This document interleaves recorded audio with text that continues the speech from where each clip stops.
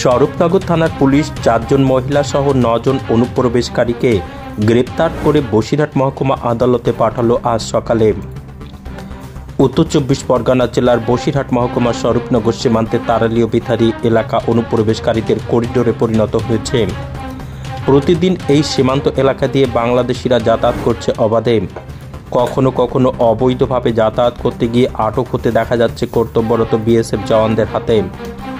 ঠিক এমনভাবে গতকাল অবৈধভাবে তারালী ও বিথারী এলাকা দিয়ে বাংলাদেশে যাওয়ার আগেই বিএসএফের জওয়ানরা 9 জন অনুপ্রবেশকারীকে আটক করে। জিজ্ঞাসাবাদ করে তাদের নিকট কোনো প্রমাণপত্র না পাওয়ায় তাদেরকে স্বরূপনগর থানার পুলিশের হাতে তুলে দেয় বিএসএফ।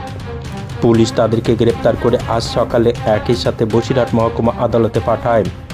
পুলিশ সূত্রে জানা যায়, মনোজ দাস বরিশাল, মজনু শিকদার ও মোহাম্মদ হাওলাদার মাদারীপুর, সেলিম রাজা মণ্ডল ও বিলকিস নাহার সাতক্ষীরা, জোহরা বেগম ঢাকা, কেয়া খানম রুমি খানম ও ফিরোজ মল্লিক যাদের বাড়ি যশোর জেলায় তারা দীর্ঘদিন ভিন রাজ্যে অবৈধভাবে বসবাস করত। সেখান থেকে এসে গতকাল অবৈধভাবে বাংলাদেশে যাওয়ার আগে বিএসএফ তাদেরকে আটক করে স্বরূপনগর থানার পুলিশের কাছে তুলে দেয়।